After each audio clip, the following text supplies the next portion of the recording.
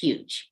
And I just want you to know that I'm going to share a link with you because I went ahead and decided I would go live on YouTube so that I could actually allow you to see what I'm doing as I'm doing it, especially when it comes to what can we do with ChatGPT and what can we do differently. So of course I want to make sure that it's working because, you know, it takes some time. And I don't want to watch myself because it will. I do need to check for sound. But what I don't want to do is, I know it's a little bit behind. So I'm going to add the link to the top, and I'm going to grab it from my personal YouTube. And if you ever find me on YouTube, I have added all of my YouTube channels because, but I only use one. I only use one right now, and I do want to make sure that you can see this. Oh wow! Let me grab it because now it's going to be weird. YouTube. If you ever find me on YouTube, I have added all of my YouTube channels. Oh my, wait, give me a second. Use one. Okay, I'm grabbing it for you. That's so funny because I can hear myself. So if you are, if you're able to do this, if you're driving, please don't. But I am going to use ChatGPT from a teacher or a principal's perspective.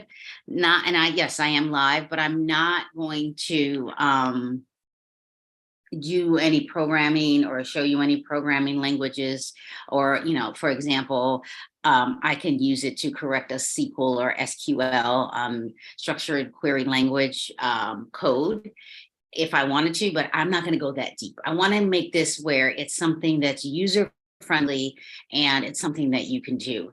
And I pay for the plus. I'm in what we call the default in GPT 3.5. There was a 1, there was a 2, there was a 3, there's a 3.5, and there is a 4.0, but the 4.0 is slow. And I don't want to use it right now because I want it to go a little bit faster, but I will say that there are some things that I like about 4.0 that 3.0 or 3.5 doesn't do. Like, it'll take some longer text. That's the biggest one. So if you're an educator, what I recommend that you do is ask it the first question, like, what is ChatGPT? And ask it this, what is ChatGPT? But, you know, just something as simple as that. And I would stay in the same chat.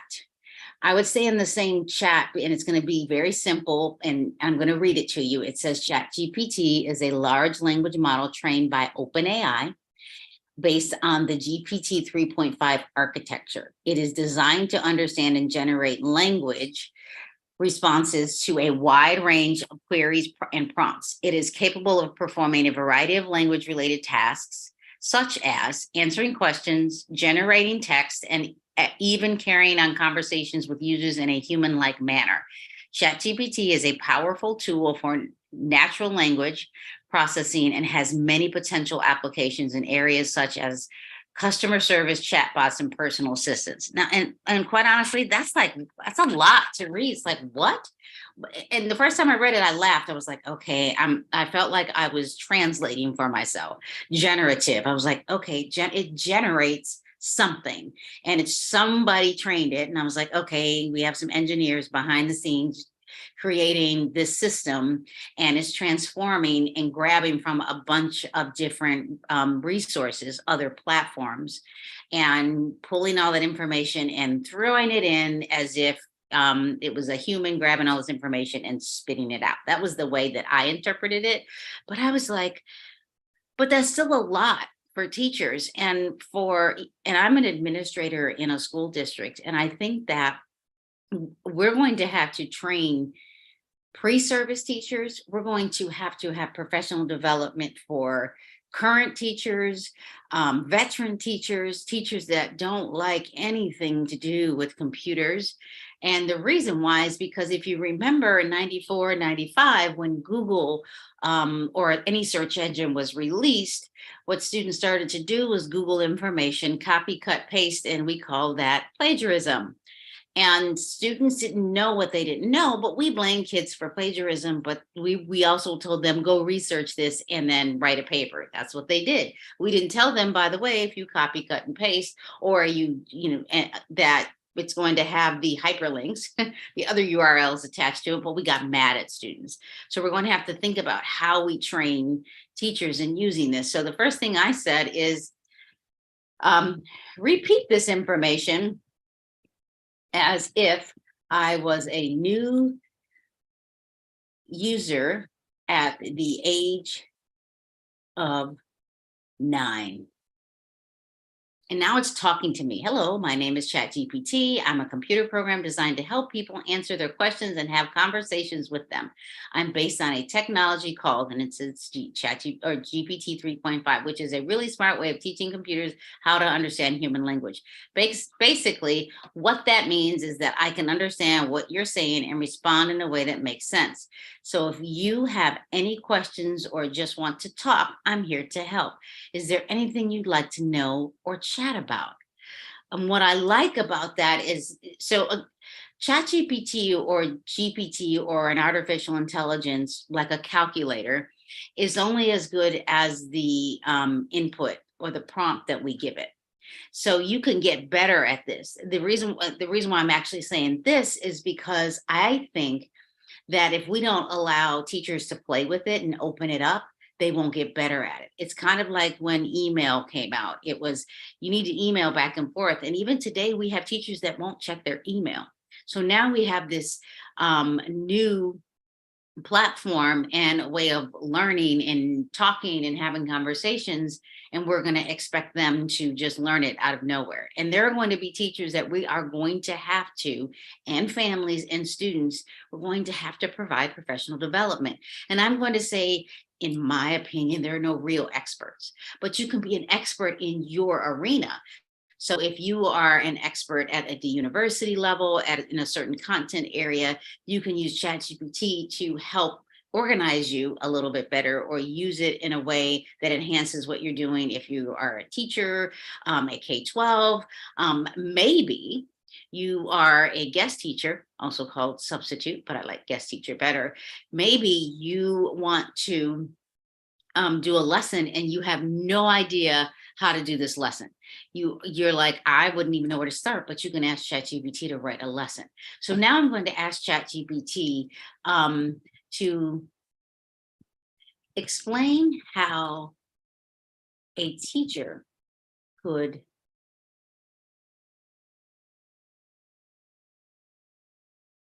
use ChatGPT.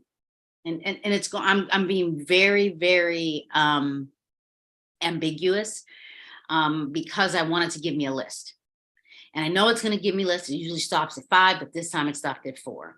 And so it tells me, sure. And it says, this is what it can do. It gives me 4 things. And it says research assistant, practice and assessment, language learning, personalized learning.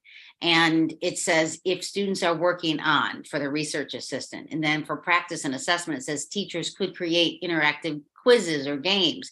And now it's it's giving you a little bit about what it can do for teachers with their students, and it's also giving you language learning.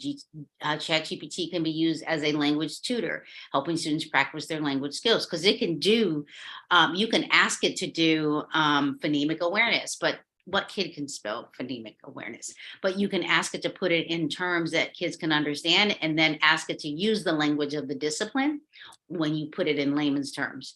So now with these 4, I'm going to be a little bit more specific now. And I actually have a lot of my prompts in Evernote, but I don't want to go and grab them right now. I want to stay in this platform. So I'm going to type something else, and I'm going to say, be specific with how chat, or just, you could have put GPT, how ChatGPT can help organize the teacher who teaches biology at the high school level. Now, and I'm biology teacher by trade, and but even though I only taught chem and physics, but anyway, that's a whole nother day. But so it gives me lesson planning ideas. It says, and it gives me again a list. It's 1 through 5 now. Lesson planning. ChatGPT could be used to assist with lesson planning by providing relevant information and resources on biological topics. The teacher could ask ChatGPT for information on a specific topic or to suggest lesson plans and activities.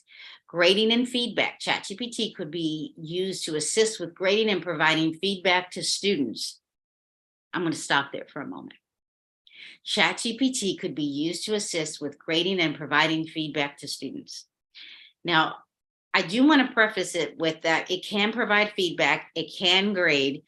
It's also not human. It doesn't have an emotional perspective, even though I've argued with ChatGPT, and that's a comedy in itself.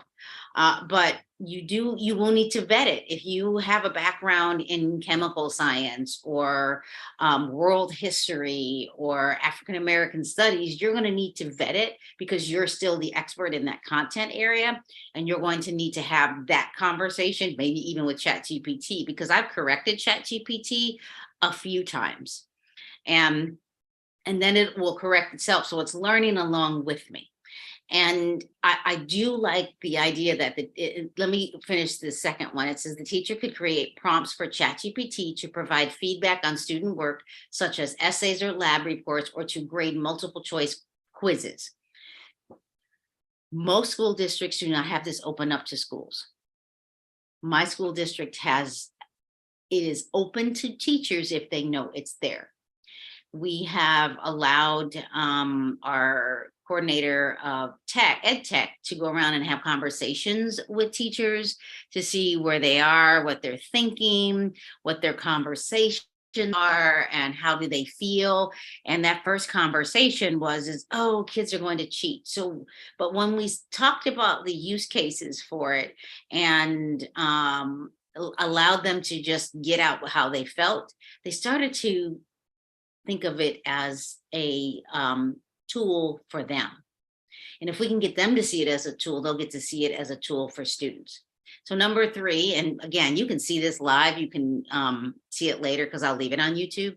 It says organizing materials. ChatGPT could be used to help organize and manage teaching materials such as lecture slides, worksheets, and assignments. The teacher could use ChatGPT to organize and label files or to find specific resources quickly and easily. Like this first time it's told me that one. And every time I ask it, even if I take the same prompt and put it in 5 days later, it seems to be getting smarter. It seems to be figuring out other ways of interacting with me, which I do appreciate. Number 4, student communication. ChatGPT could be used to communicate with students outside of class hours. The teacher could set up a chat bot. Now, ChatGPT, you can ask it to help you create a chat bot after hours. This is fun. The teacher could set up a chat bot the student could use to ask questions about assignments or receive reminders about upcoming deadlines. And I know that for some teachers are like, oh my gosh, that blows my mind. I wouldn't even know where to begin. And this is where I would be using some of our computer science teachers and having the conversation with other teachers to provide PD to create these. You know what? The truth is that the students are going to create them before we are. So those are the conversations you could have with teachers. Like, if I had this available as a teacher in my classroom, I would actually open it up, let students see it, and I would be asking it to, in front of the students, this is your homework assignment. And Yale did this with a group of their own students. A professor did this. I liked this idea. He grabbed the homework assignment. He said, read the homework assignment, write down a list of ideas of what you're thinking about this homework assignment. Then he said, now go into ChatGPT. Now, as a teacher of K-12, if you don't have it, your students don't have access to it, you could say, well, I'm going to throw it into ChatGPT and ask it to give me an outline for this homework assignment. Or I'm going to ask it to actually do the homework assignment. And then I'm going to use it as what I would call an exemplar and say, as an exemplar, what could you do to, I'm going to invite you up. What could you do to have these conversations about this is an exemplar? And what I would like to say, and Barbara, if you do want to come up, you're welcome to just go to your by your profile and clicked accept invite in there. If not, that's okay.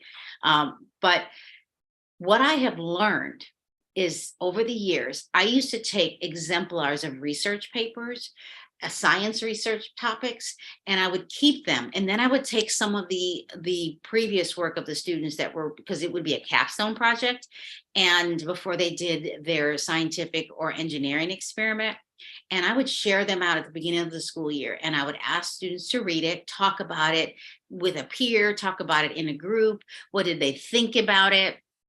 And then we would have a large group discussion. What's wrong with having ChatGPT do the same thing? Because we're asked, we don't just expect students to turn in, well, that's not necessarily true. There are some teachers that expect them to write a paper, they grade it, put a bunch of red marks on it, and then that's their grade, instead of giving them the ability to master what they're writing. Because there is nobody that I know in higher ed, especially all of you that have PhDs, EDDs, master's theses, or any other things that you've had to grapple with. You've written a book. There's no way did you write that first copy the first time. But we do expect students to do that. So why not have ChatGPT to have that conversation? So those are things that we can think about. The other thing is that number 5, personalized learning. ChatGPT could be used to provide personalized learning experiences for students. Now, because I am I use it to get ideas for marketing. Yes, that is huge. That is absolutely huge, Barbara. And I'm so glad you said that, because my sister, who is a professor of social media marketing, I want to say I forget what school. I'm not going to guess. I don't want to say that and be wrong. But in Illinois, one of the things she talks about is ChatGPT helping you organize your marketing, your social media marketing. And just as a note, there are other chatbots out there. Even Canva has in Docs in Canva, it has Magic Write. So it too can do it as well. So the other thing, I'm just going to hit another, I'm going to hit new chat, and you can see on the left side that I have a whole lot of chats going on. And I did look up, like, what's Yoda's race, meaning Yoda in Star Wars. And the truth is that there are some unknown things, but the assumption is that it's the race is Yoda. So that's, or the species. So I'm going to ask ChatGPT to create a lesson plan for grade 4, using the structure of matter. I'm going to see if it got smarter. And the next generation science standards. I'm not going to even try to respell that again, even though I know it's misspelled. For grade 4. Let's see. Exploring the properties. It didn't do this 2 weeks ago. It found the physical science 1-1 and physical science 1-2 for grade 4 next generation science standards. Like, drop the mic, because it didn't do that before. It gives you learning objectives. Students will understand, students will be able to use models to describe the atomic composition. Students will be able to analyze and interpret. Now, those are 4 objectives, or I would be breaking those apart. It gives you materials, it gives you procedures, and it gives you 3 activities. Now, honestly, that's a lot. I would say I'm going to ask ChatGPT to create a more specific lesson plan for each objective over 4 weeks. Now, when it's generating this, it's going to be looking at the same information. I'm in the same chat. So it goes into, let's see if we can get there, because it gave a closure. It says, sure, here's the lesson plan. It gives you week 1, understanding the basic structure of matter. Introduction to Atoms and Molecules. Now, if this is your area of expertise, you're going to be able to make this even better. But this is a great scope and sequence to get a newer teacher started. Now, if you have a product like because the standards are the curriculum in the state of California. However, if you have a product, which you call curriculum, you could ask it to find that product and give it the page numbers, maybe not even give it the page numbers, and say, integrate this product curriculum, Pearson or whomever, and to allow students to use it as a resource. And I'm sure it would do it. Now, I can't do that right now because I don't have a book in front of me to even consider. I guess I could come up with that. I have a few, but this is huge. It's like it gives you week 1, and then it gives you week 2 and gives you a bunch of things to do. It goes on to week 3, and I would even ask it to probably give me more. And if you're looking at it online, it says begin the lesson by reviewing what students learned about. It stopped, so I'm going to say continue, and it did. Sometimes it stops when I go up and down and I'm scrolling, so it continued. It literally left off. It kept going where it left off. And these are things that we're not necessarily allowing teachers to grapple with. But if you are an educator and you are really good at ed tech, this is fun for me. I'm having a blast going into ChatGPT and creating lesson plans and giving them away, creating YouTubes. I'm doing the YouTubes to learn YouTube. But ask ChatGPT anything. I asked ChatGPT. So one of my things right now is I'm having fun going to Disneyland. I got what we call a magic key in the state of California. So I have a pass. And I have been researching Disneyland. Like, how much fun is researching Disneyland with ChatGPT? And what I have found is that it's found trilogy books that I have not read before. It's told you the scope of the Star Wars section. It tells you the planet that it's created by. It gives you the history around areas, and because Disneyland isn't just like this amusement park, it really is an experience. And I'm not just saying that. I used to be like, I don't want to go anymore. It's been 40 years since I really went, but I'm in my 50s, and the last time I went, I was 10, and I lived in Illinois. Now that I live here, first time I went since I was 10 years old was February 4th. So there were so many things that I wanted to learn about. So I asked yesterday, and I'm going to show you this. I asked ChatGPT to give me an itinerary, give me the best Disneyland California experience that includes shopping, rides, and food. Consider that I have a 3-day park pass, 2 adults, and we arrive at rope drop. That was a thing. I did not know about rope drop. That means you got there so you could run in and you could get on all the rides before anybody got there. What are the best days of the year to attend, including time of year? Now, it gave me day 1, it gave me day 2, and it gave me day 3. And then it said, in terms of the best time of year to attend, it recommended avoiding peak seasons like summer and holidays. Midweek is the off season, January through February, September through November.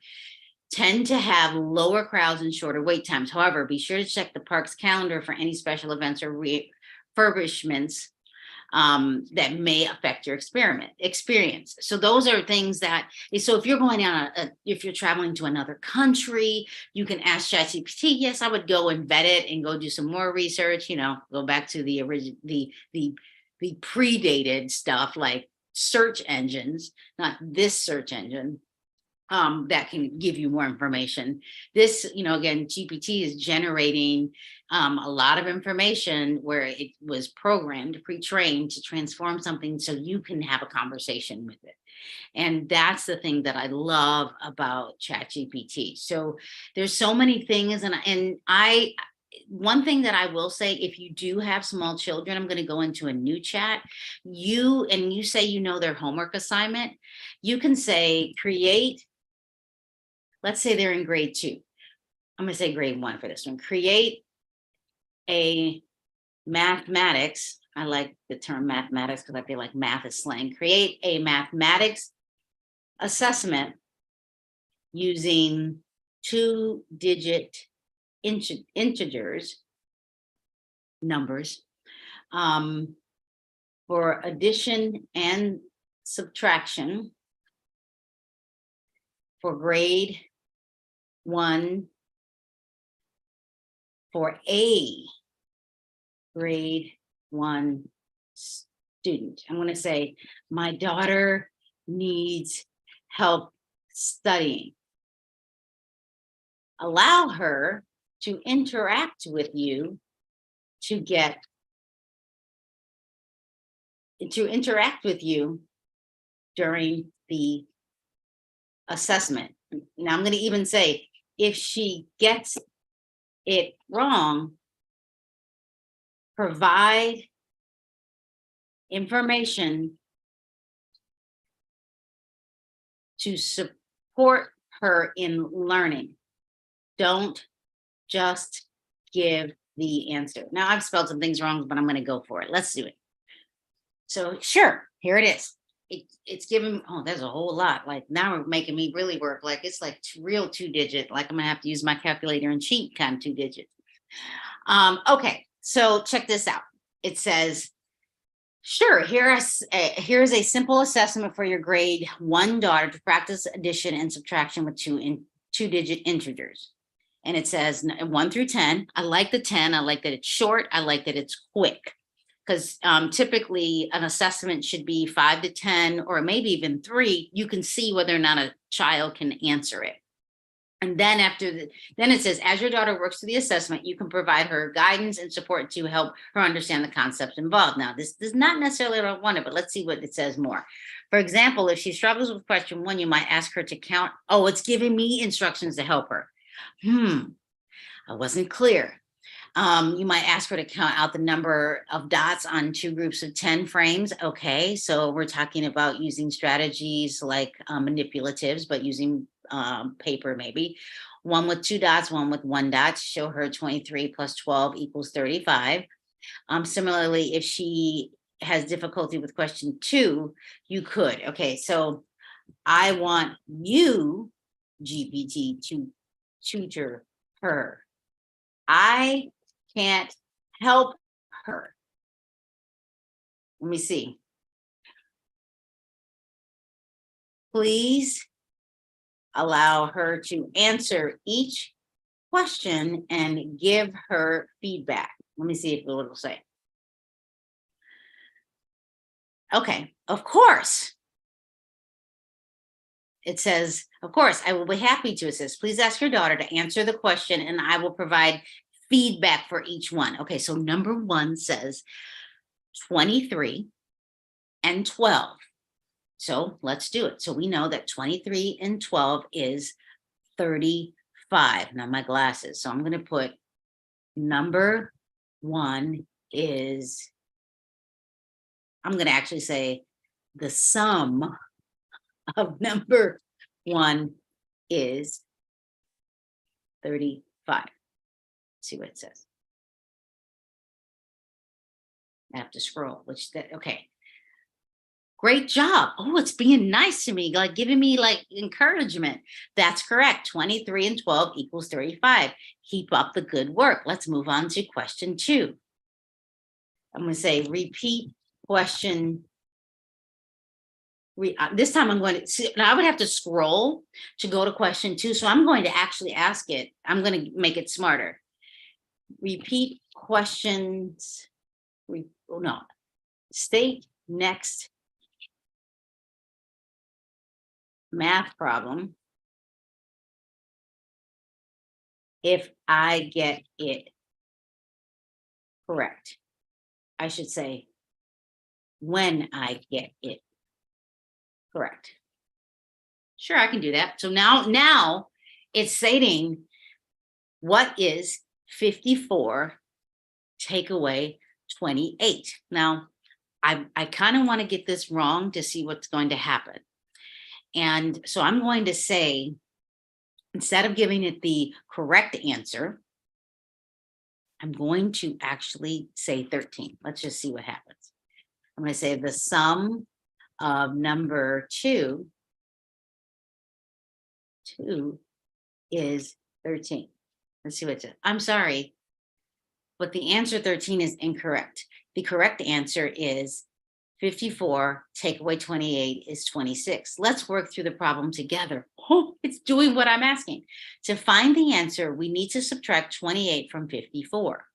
One way to do this is to use a number line or count backwards. We could start at 54 and count backwards to 28 units, which would take us to the number 26. Let's try the next question. So the next question is 46. Now, I'm not going to go through them all. I might go through them all separately on another day just because I want to see what will happen and see if it will continue. But this is a way for you as a parent. Now, here's one. If they have calculus, if they have physics, if they have chemistry, if they have world history and they had to write a performance task or answer a long capstone project, you could write your paper in Word, copy it, throw it into ChatGPT and say, please, not necessarily edit it. This is where you could have it edited if you were writing a chapter somewhere.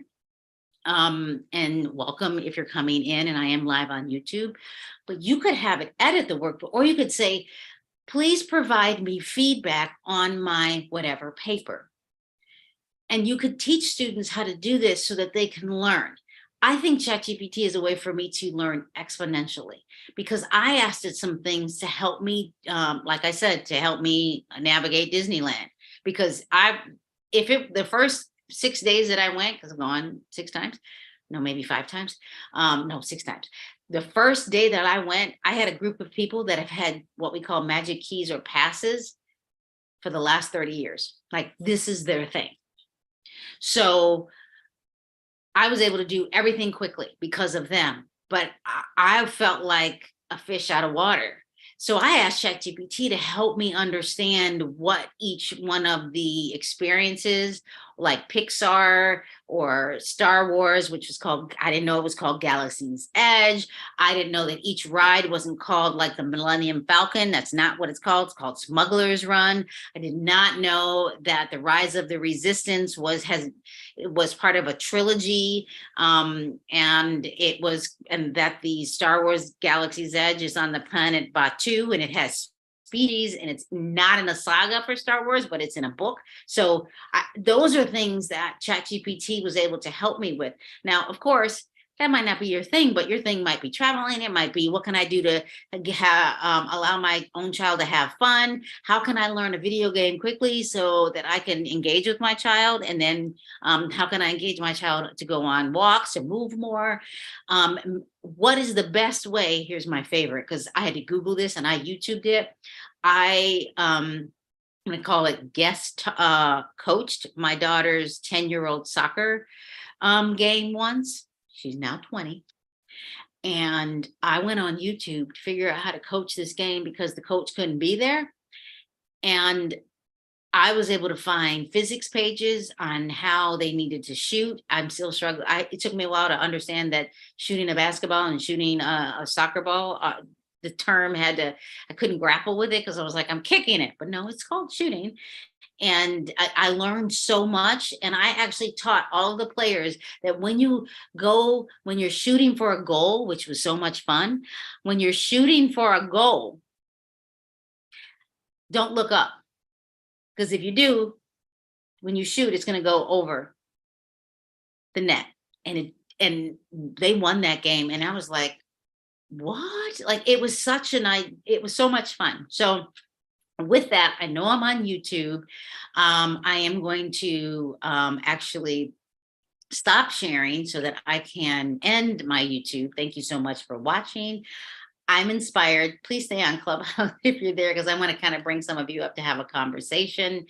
And I look forward to chatting with you. Please go ahead and make sure you subscribe and like the other videos and watch those too. So thank you so much. And I look forward to sharing